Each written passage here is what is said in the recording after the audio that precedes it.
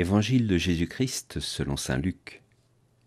En ce temps-là, Hérode, qui était au pouvoir en Galilée, entendit parler de tout ce qui se passait, il ne savait que penser. En effet, certains disaient que Jean le Baptiste était ressuscité d'entre les morts. D'autres disaient « C'est le prophète Élie qui est apparu ».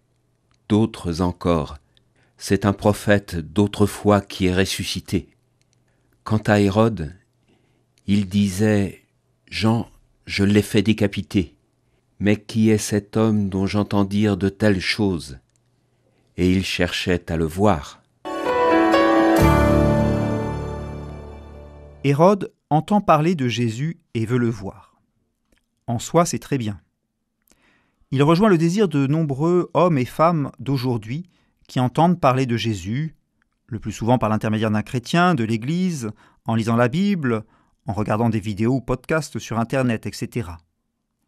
Venant d'un milieu incroyant, athée ou d'autres religions, ils veulent en savoir plus sur Jésus. Parfois dans une démarche de foi, parfois simplement par curiosité. Qui est cet homme ? Se demande aussi Hérode. Il veut le voir.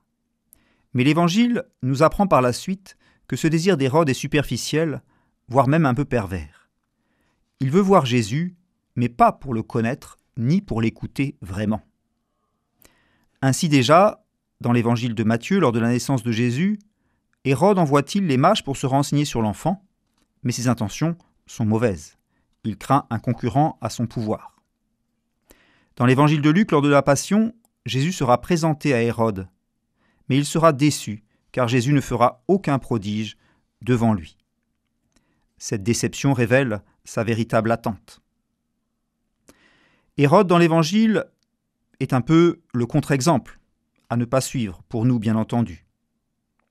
Il pose une bonne question, mais il ne veut pas de la vraie réponse. Et nous, voulons-nous vraiment la bonne réponse ? Si Jésus est vraiment le Messie, s'il est Dieu, quelles conséquences ? Charles de Foucault, découvrant la foi, disait « Lorsque je sus qu'il y avait un Dieu, je sus aussi que je ne pourrais vivre que pour lui. » Alors prions pour ceux qui cherchent à savoir dont je parlais au début, pour qu'illuminés intérieurement par le Christ, interpellés par sa parole, ils trouvent des réponses à leurs recherches. Amen. L'évangile du jour était commenté par le père Arnaud Lagagné, curé des paroisses Saint-François en Saint-Nazaire, Notre-Dame de l'Estuaire et Sainte-Marie en Brière.